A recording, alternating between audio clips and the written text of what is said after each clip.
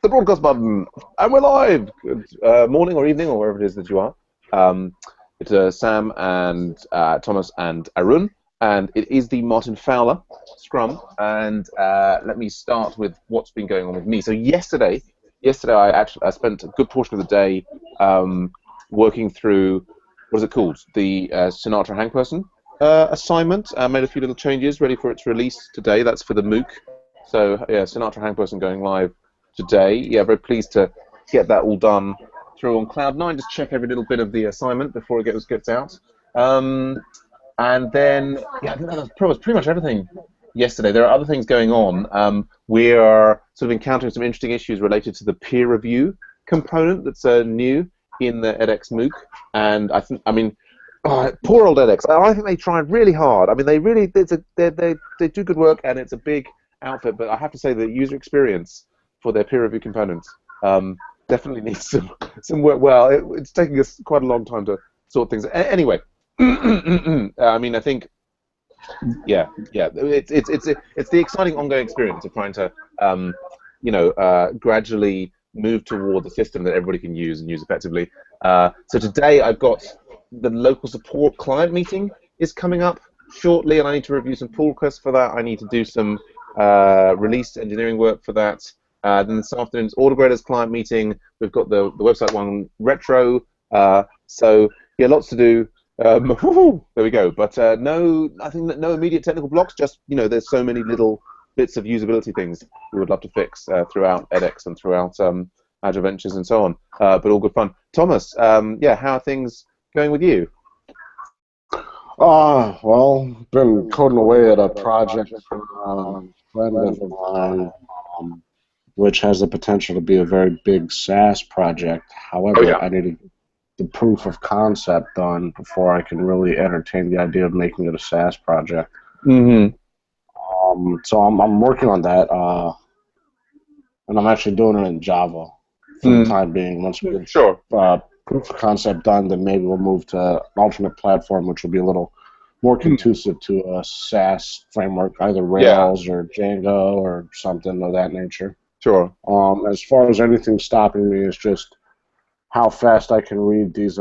What's good is that everything that's been given to me is pretty straightforward. There's no gray area, so I don't have to think about what I'm coding because it's right there in black and white. And it has good logic tree, which I could probably show an example of. Might not be very good quality, but definitely a good flow chart to define all the logic basically for each I guess would be a function or check that needs to happen. You've received kind of a specification from the client that includes these flowcharts, is that right? Right, and this is actually an international specification, so it could end up being implications. There we go. Implications are actually pretty large when you sit down and think about it. So, right. Okay, great. So, yeah, great. That's where I'm at, and nothing really stopping me. No, good stuff. Yeah, well, that's very interesting to hear about that, and we'll look forward to hear more as that comes up. Now, Arun has told me he's got a sore throat. Arun, feel free to give us a little update on what's going on with you in the text chat, if you want. You can just say, yeah, I'm enjoying the course, and that's cool, or anything. It's sort of, the scrums are just a coordination point for people to kind of catch up, and if we're stuck on a technical issue, we can look at that, or if people want to set up pair programming activities, they can do that as well. But yeah, I think that's about that. Yeah. Anything else that we should catch up on, Thomas? Are there other people involved in your project? It's just you've been approached by a group, and it's just you at the moment, or you're looking to pull some other people into the project? I've been approached. I'm looking to possibly bring other people in.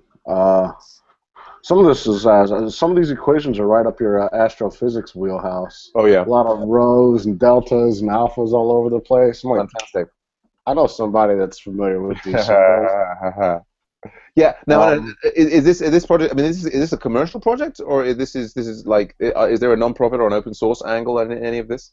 I think for the time being, it can be open source. I think ultimately, though, it's going to end up a commercial project because the client's actually very, very forward-thinking, and he's doing it to help his company right now, but he's not against making extra money by marketing this to the people that do the same thing he does. Right. He's Right. very business savvy, and so if it ends up happening that way, I could probably finagle a deal to send a percentage to either some nonprofit like Agile Ventures or Right. to help out some of the developers that help with this. I mean, because the biggest issue I'm going to run into is usually going to be the UI. Sure. Sure. Yeah. Yeah, it was interesting. It was interesting with your previous Department of Health project that obviously started open source and then they wanted it. They said, like, yes, thank you very much, we'll take that closed source now, which is a very interesting move on their part. I was fascinated by that. And we've got an update from Aaron there. So Aaron's saying he's busy with the MOOC and a lot of fun with mentoring students in the Rails courses on Coursera.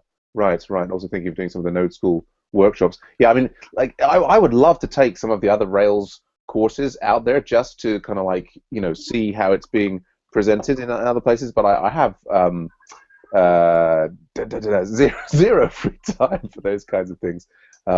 It's funny. I was just having a discussion with all the other news is we've signed up a Premium Plus member for our new Premium Plus framework, and so that guarantees so the Premium Plus members pay £100 a month, which supports Agile Ventures, and they get guaranteed at least 2 hours of pairing with an senior AV mentor per month. And you get access to the professional development channel, and been having some interesting discussions there in the professional development channel. People talking about their backgrounds, what they've been doing, talking about how they've been using a lot of MOOCs to try and skill up. And I just I think it's fascinating, this idea that one would use lots of MOOCs to kind of skill up, when it seems to me that the real learning, kind of the real learning, to a degree, takes place when you're actually working on projects. Although of course, there's the danger that you get sort of so completely stuck in your one project and you don't hear about some of the new things that are going on somewhere. So it's all a big balancing act.